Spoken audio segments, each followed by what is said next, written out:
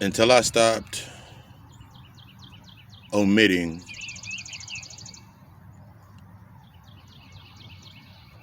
I couldn't see what I was admitting. Therefore, I couldn't admit certain things. I did all this to not admit things to myself. As long as you are omitting,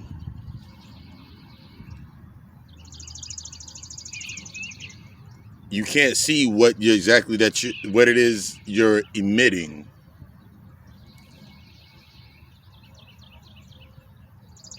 In order to avoid the admittance of self. This is one of the many ways that you can deprioritize yourself. Devon Roz, blessed be to your day. May be everything you require to create everything that you desire. Understand that this healing process is destructive. You are deserving, but you are not entitled. And this level of your honesty, your integrity, raising your integrity, raising yourself in gratitude, these aspects are only going to be found in walking and understanding how to build yourself to walk into your darkness, dealing with your shadows. I remember the programming of waking up for school. Remember when you were little, you woke up for school, you got ready for school, you may have watched cartoons, a little bit of daytime, early morning cartoons or television, and then you go to the bus stop, or the bus stop was in front of your house, or anything of that nature. You would literally go in front. You would go to the bus stop.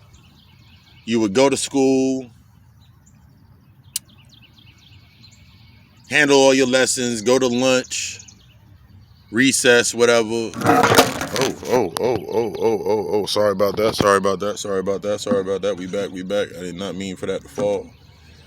Just need to leave that alone. Leave the phone alone. Don't touch it no more. We don't leave that in there. Fuck that.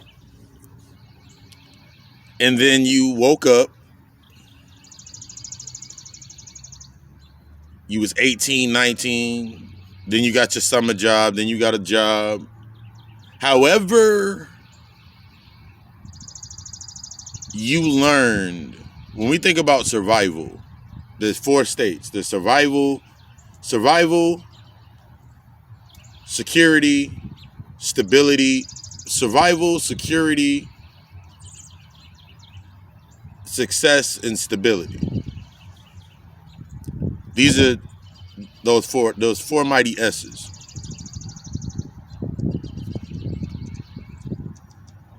In your healing the aspects of getting into the first parts of your healing work, healing yourself, doing the inner child work, all of this work, that's where you're assessing your survival.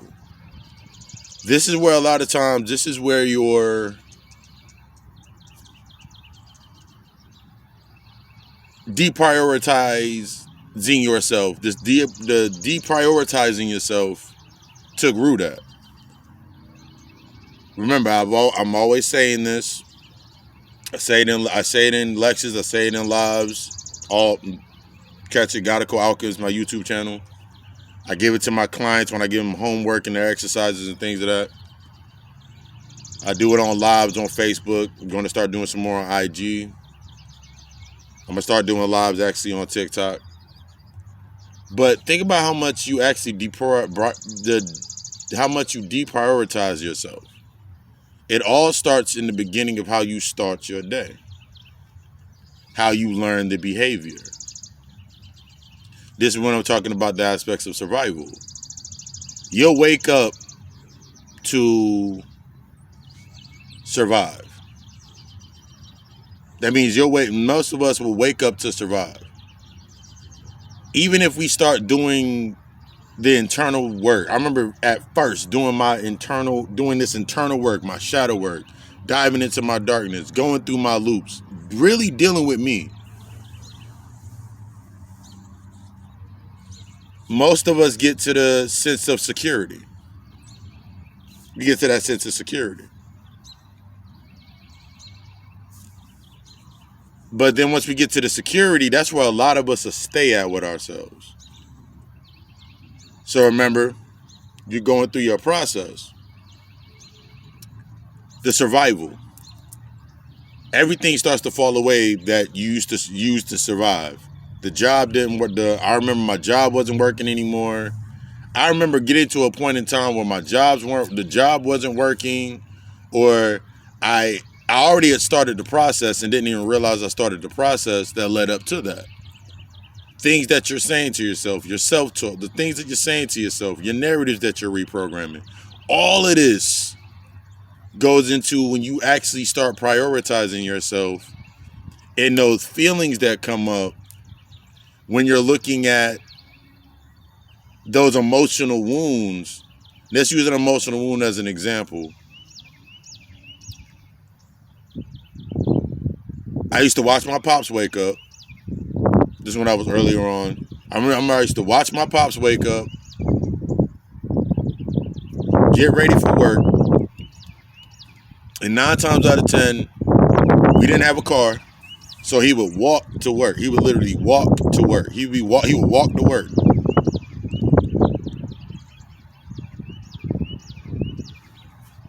Walk to work. He did that every day. He would walk to work and walk back.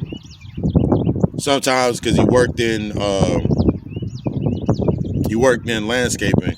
Sometimes they let him get, like, after a job, they let him get the truck and he drive the truck to work, drive the truck home, just so he would have to go straight to a site.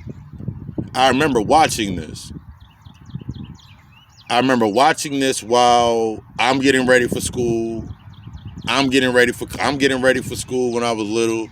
So this is something that when we talk about these implemented programs based on the aspects of survival, based in the aspects of these emotional cues that you get stuck in when you're reprogramming yourself. That was one of the ones that hit me. I remember seeing that all the time. Now, in between this, it would be Pops come home, he'd be tired. Things like on Fridays, give my mom the money and she'd take care of the bills in the house. All of these little all of these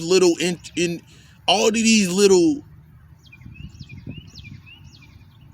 points, we don't really realize how deep that programming is in the first lessons of us learning how to deprioritize ourselves. Even the way to, you get out of school. When I remember, think about it, you used to get out of school and we had school, get out your school clothes. Then you go outside and play, but you got to do your homework and all of these aspects. And then literally, after you're done with your homework, get all that stuff done.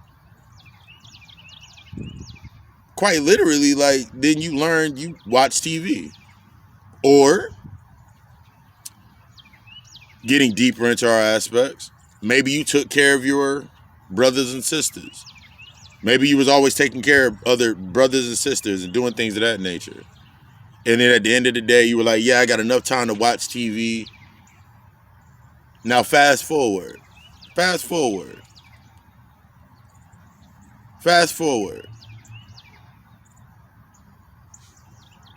Now, you go to work every day to pay the bills. You go to work every day, pay the bill to get the bills paid. What do you do at the end of the night?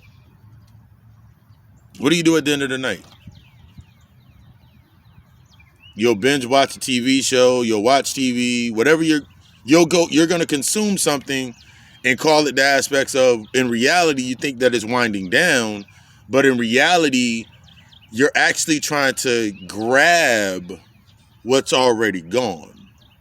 See, staying in survival mode is literally trying to grab what is already gone. It's staying in that state. Remember, I told you comfort is reaction. So when you really start realizing something as simple as you waking up, like for me, I'm up at 4:30. Meditate. I literally, my day literally my day, if you've been following me on TikTok, you see that the videos that I'm doing when I'm doing my runs, when I'm doing my workouts, I let y'all see what I was doing. It was more of a journal for me, like my progress in my day. All the way up until right now. Like I remember I literally walked out, I took out the trash, and I was up front. I was going to put the camera there, and the sun wasn't out. And I was like, then I said, I need a chair. I walked to the back, saw a chair, like, shit, bro, like it's sun. I need that sun on me right now. Sunbathe.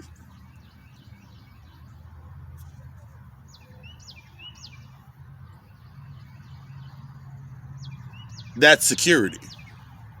That's the program of security.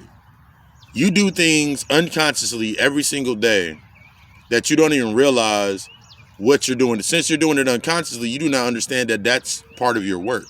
That's part of you doing your healing. Something as simple as me coming outside. And this is what I also mean. This process, the healing is destructive because it's an ongoing process. Something as simple as me being able to come outside, sit down, enjoy the sun, and have this conversation with you. This is a part of my healing, part of my process. This is a part of my purpose. This is me being within gratitude. This is me exalting my integrity. In the aspects I want to talk about integrity, for me to be able to observe the restrictive aspects of the restrictions, and to be able to assess my identities and what I'm doing inside of those restrictive moments.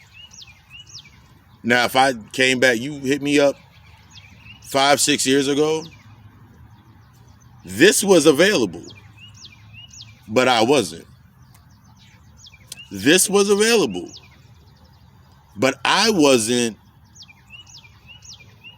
the person that I needed to become. Wasn't available to access this. I had to go through the state of those survivals and start prioritizing facing how I was surviving my patterns and my behaviors to come into a state of security inside of myself. When we think about this in the spiritual aspect, your first stream of security is, this is when people start talking about crystals and saging your space and crystals and your affirmations and all of those, you reprogramming yourself. I had to understand I was still in survival mode. Oh yeah, you still, a lot of y'all are still in survival mode because you haven't came to the point of securing the authentic you. This is what we mean by this process. You have not come to the climax or to the apex to yourself of securing the authentic self. Securing the authentic self. Remember, this is a process. Just because you understand some of your survival patterns, some of your patterns and behaviors, and you're now securing those aspects, those elements, does not mean that you still do not have things that you have to assess based on survival. Because remember, as you're going forward, now you're coming into the succession, that we'll call it, the succession. That's when you're in your authentic you. You've learned how to operate inside of that space. You learn how to operate inside of a space with yourself in honesty, exalting or raising your integrity, moving in the aspects of that gratitude in a couple of areas inside of your life. Just a few points inside of your life. Don't get complacent. Do not get complacent. I had to keep telling myself that over and over and over again. I still go back. If you go back to my YouTube channel, earlier lectures, my mantra was there's no going back. One of my biggest mantras was there's no going back. And I had to understand that process in what I was creating. See, a lot of times when we come into this aspects of security, how you live, that's not security. Security is the aspects, is not based on sustaining. Security is based on maintaining, the maintenance. So when you look at the aspects of survival, it's based on sustaining. So use the example of the gym. You go to the gym for what? You go to work for what? You get in that, you're in a relationship for what? I want you to think about these things. You get into the relationship for what? You feel me? The job for what? A lot of times I was going into these spaces being honest, I was being honest with myself because I was finding myself and learning new things about myself. I was still trying to sustain the identity of provider from what I learned. So when I would go get information, I go read, I go watch a lecture, I go study a book. My immediate aspect was to get enough information. That means I go on my walk, I go on my journey, go on my walk, to have enough information, just to have enough information to capitalize on. You got to be honest with yourself. Add enough information to capitalize on. Add enough information to intellectualize myself. To put myself like, yo, this is what I'm doing. And that gave me a sense of sustaining. And it gave me a sense of, it fed my insecurity. It fed my rejection wounds. It fed these wounds. Because if somebody didn't accept what I was saying, I get mad. I still was getting upset. If somebody didn't want to listen, if that's on the same side of that coin, being rejected. If somebody listened to what I was saying, and I had that attention, since I did not go deep enough within inside of myself to establish the new security inside of my darkness, guess what would happen? Eventually, that system would burn out. I would find myself inside of that space, sustaining. So now that I have this new information with myself, guess what I'll be doing? I would be deprioritizing myself. Because now the information came before me. Now the knowledge came before me. Now the information came before me. So that was my shield. That was my guard. So anybody that would try to come into my space, they had to get through that information. And I could intellectualize it like a motherfucker. That's how I felt secure. I was in the security. I wasn't secure yet. Then I would get into the aspects of the security. Then, when I sat there with myself, we're shortening this out, but to give you that purpose of that point, then I would get into the aspects of when I really started understanding my survival, my patterns and my behaviors of how I was trying to survive. It wasn't until I actually started building something and allowing myself to become triggered in the aspects of assessing myself. You will not know that you are outside of survival mode, out of that survival mode mentality, until you base that new routine. Till you bases that new routine. Use an example: meditation, sun gazing, grounding. Those are tools that you build upon.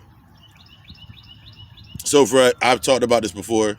When I meditate, I went from meditating to get into the practice, into the cadence, into that rhythm of my meditation, sitting with myself along those 15 minutes, 20 minutes, maybe 45 minutes. Maybe I used to do a couple hours.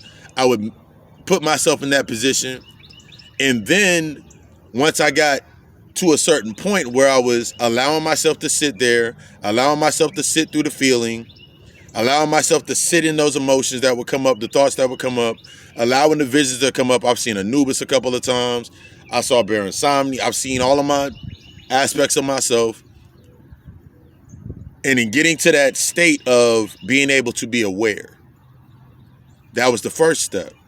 That was me understanding my survival narrative, sitting with myself, understanding my anxiety. But now it's time to secure myself. So now, even though I do wake up and I meditate and I go to bed, I do meditation, a standard meditation, whether it's dancing, going into that trance, I'm always in a state of meditation. I'm always in that open state of receptive awareness. I'm always in a state of receptive awareness. That means everything that I take in, if it is of my old patterns and behaviors, my lower aspects, I'm dissatisfied with it. The thing about that dissatisfaction is that's what helps you start to prioritize yourself. The thing about the dissatisfaction is it helps you learn to prioritize yourself. Think about that. Let that marinate. So now that I'm in this state of dissatisfaction with surviving, anything that's based upon or that triggers me in the state of survival mode, that means I can see that it's survival mode. I can see the projection of survival mode, of somebody trying to survive, somebody trying to fill an emotional void. I can see those things. So now when I'm inside of my practice, I'm inside. I don't like saying practice. Now that I am now that I'm the occult therapist, shadow shaman, healer to that aspect. Now that I provide that service in my succession,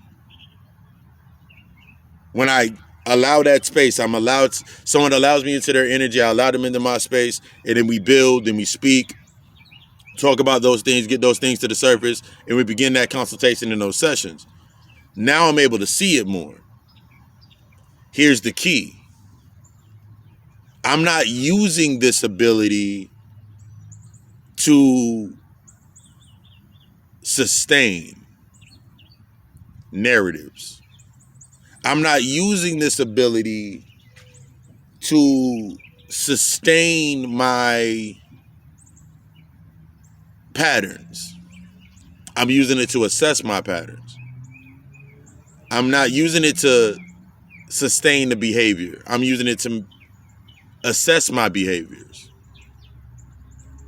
so that I can bring myself to a new form of security, protecting my energy. We call it protecting your energy, setting those boundaries. I can't set the boundaries when I'm still stuck in survival. I can't assess my boundaries if I'm stuck in security, because my boundaries are for my security. Therefore, now since I can't do that, then I can't do my works inside of my security. Give you a thought. Think about this. You get to a point with yourself where you see the famous people, you see people that have security. The truest reason of having security is there's things that I can't do anymore. There's places that I don't go to anymore. There's things that I do not do based on sustaining anymore, of trying to sustain a survival narrative anymore. Because I'm in a new state with myself of raising into my aspects of my succession, or that success narrative with myself. That's building, restructuring myself, my new standards of being, my standards, my boundaries, all of those aspects. Those are priority to me. Because that's how I build stability. That's how I assess my stability. My stability is simply, so now my stability, remember I told you, when you come into the truest aspect of it, you can be in gratitude for it. I am in gratitude for the ability to be able to sit outside, look at the sun gaze, ground, in these first couple of moments of the day as I rise. I woke up at 4:30. The process of me learning to assess myself, to allow myself to get up at 4:30, to allow myself the gratitude to get up at 4:30, and everything that I had to do to get up at 4:30. That means I had to stop thinking that I had to stay up late to try to catch up to something, That means I had to stop. That means on the next layer of that, everybody that was around me that was based on that, it was not about me trying to make them do what I was trying to do. It was basically like, hey, I wake up at 4:30 a.m. I'm up at 4:30. That means I'm laying down. That means I'm laying it down by 10 or 11. Just like grandma used to do. Just like your grandmother and the big mama used to do. Just like your grandfather used to do. Just like my pops used to do. See, that was the key. My pops used to get up 4:30 in the morning, get ready for work. So I had that learned behavior based on sustaining that survival was to wake up at 4:30. So when I used to wake up to meditate, I was thinking about surviving. So I was thinking about a certain result based on my meditation. So I would maintain waking up at 4:30 only based upon the succession that I'm waking up for meditation. To meditate, I still would be going to work. But what if work went away? I do not work for the traditional 9 to 5. This is what I do. I live this. This isn't something that I do 9 to 5 weekends. I live this. So my boundaries, when I'm waking up at 4:30 a.m. to meditate, to get myself together, and I'm maintaining that in the securing in the awareness of myself, I'm securing my day. I'm securing my energy. I'm securing myself for the day. So now all the thing that's going to come up, the lessons that I must learn, whether it's the lesson that I'm learning in that day, whether it's learning how to do natal charts faster, learning how to do human design charts faster, learning how to do scheduling faster, learning how to do scheduling more, not faster, I meant to say efficiently. Be patient, we still working. Learning how to do things more efficiently. So that's how I build my aspects of my success.